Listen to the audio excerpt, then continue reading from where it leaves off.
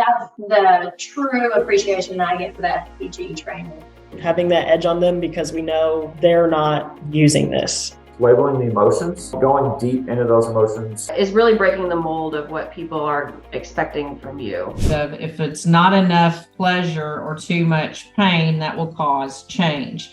If I don't know what's paining that buyer that's sitting in front of me, I can't help them to that life improvement. So none of this was foreign to me, because I think if you don't really know what's frustrating or what's holding them back, how can you really lead them to the improvement? And if you don't ask those questions, then we're not going to get there. You know, I've always kind of approached my customers with kind of empathy and understanding. So I probably was doing kind of that negative first in trying to make that hurt. But my downfall was, and something that this has helped me with, is to let them tell me rather than just making assumptions. So I did have a customer I've been working with from Michigan. I've been helped her identify the emotions that she was feeling. She wanted to move down here to be near family, get away from the cold.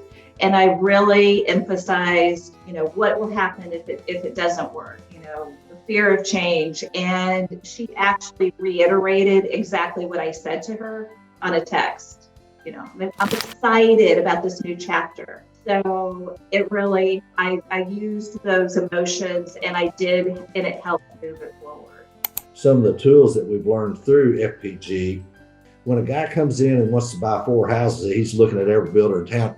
I was like, is this deal really going to happen? So I was pretty proud of myself to be patient and don't oversell. I didn't want to be a JO salesperson looking anxious, like I need this sale, I need these 4 sales, even though I did. We wanted it and I needed it, but I acted like I just want to stick to the process, do what I'm supposed to do, and he'll make an informed decision at the end of the day. Having this material come into play and it being different from what we were doing from, 6 months down the road and taking it in and being able to use it and adapting. And I think it goes back to what Jason said last week on our call is, it's a reminder, what worked yesterday isn't working today. So yeah. And then I also think the biggest benefit, or one of the biggest benefits, is just over our competition, having that edge on them because we know they're not using this. The benefits I received as a result of this course is that I have the capacity to recognize the impact the emotional words affect the buying process.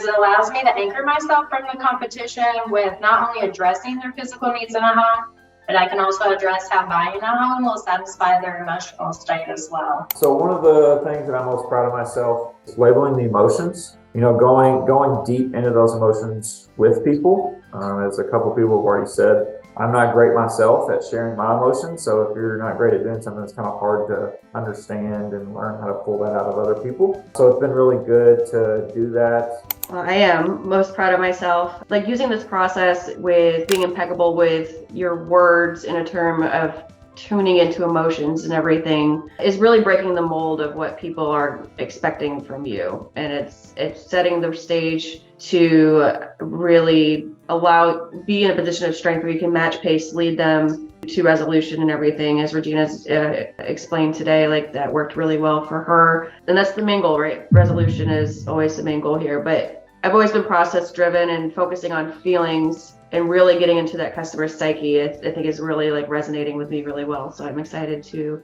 get the opportunity to advance on this and move this forward.